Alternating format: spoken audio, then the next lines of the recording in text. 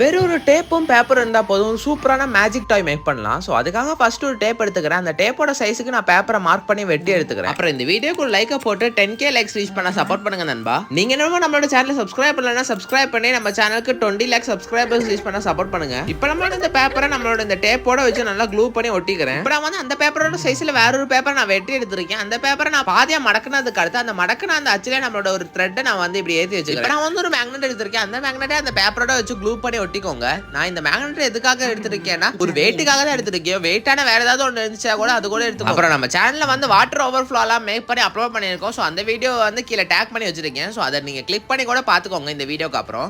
இப்போ நம்ம இந்த த்ரெட்டை நம்மளோட டேப்போட வச்சு ரெண்டு சைட்ல இப்படி டைட்டா வச்சு ஒட்டிக்கிறேன். ஒட்டினதுக்கு அடுத்து நான் வந்து அந்த பேப்பர்ல வரைஞ்சுக்கிறேன். அந்த பேப்பரை நான் வந்து எப்படி திருப்பி வரையறன்றதை மட்டும் பார்த்து வரைஞ்சுக்கோங்க. கொஞ்சம் நீட்டா வேணா நீங்க வரைஞ்சுக்கோங்க. இப்போ நான் வந்து வரைஞ்சு எடுத்திருக்கேன். இப்போ நம்ம இந்த டேப்பை நான் இப்படி ரோல் பண்ணும்போது நீங்களே அந்த ஃபேஸ் சேஞ்ச் ஆகுறது. Road to 10 million subscriber.